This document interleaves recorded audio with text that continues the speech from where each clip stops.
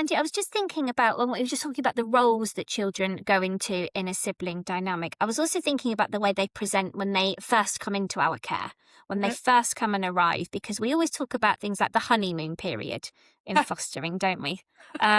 I get that looks very different for some people than others. Some people are saying, "What? There's a honeymoon period? Yeah, What? who knew? What now? I'm sorry, what?" Sometimes there is, guys. Sometimes there is. Sometimes it's an hour. Sometimes it's a day, sometimes it's a week, sometimes it's a month. There is no actual cut-off point, and it really does depend on obviously the child's trauma, whether there's neurospiciness, and of course the relationship that they have with you. There's 11 billion reasons why it will be a different time scale, and maybe even dip in and out of it.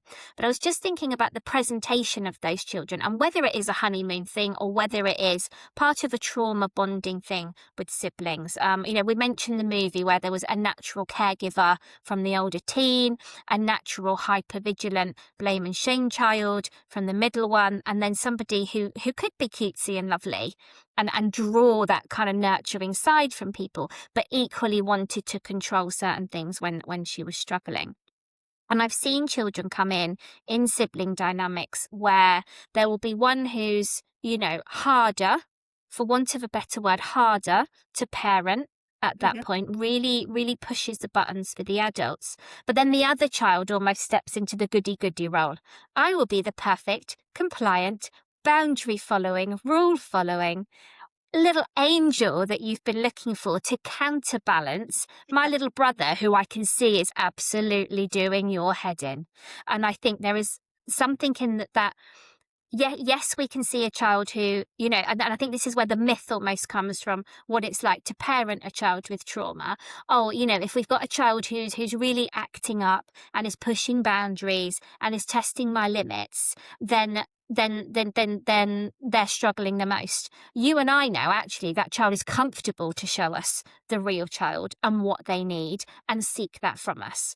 My concern really would be with the overly compliant, yes, sir, no, sir, 3 bags full, sir, child, who is probably living in a state of survival and is in fight, flight, freeze, or fawn, and is fawning for us and showing us everything that they think we want them to be, rather than letting themselves actually be cared for and be nurtured and be parented.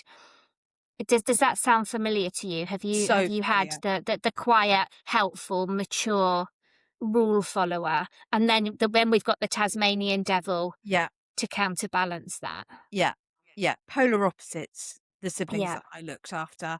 Um, Total polar opposites. And then when the dynamic changed, and the older sibling who had been super compliant, super helpful, kept her bedroom spotlessly clean for about 4 years, um, started to step out of that and started to be a bit more of a rule breaker and, Mm. um, hung out with a group that encouraged her to not come home on time and, were very vocal in her ear about what her rights should be. The whole dynamic shifted and my little Tasmanian devil turned into the idyllic child who would follow Mm, all the rules. mm.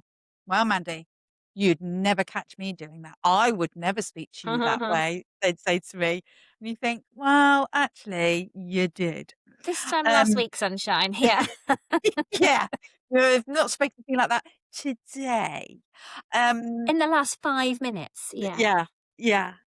But again, that's all coming from a place of surviving and a place of, um, needing to make sure that they can keep themselves Hmm. safe, isn't it?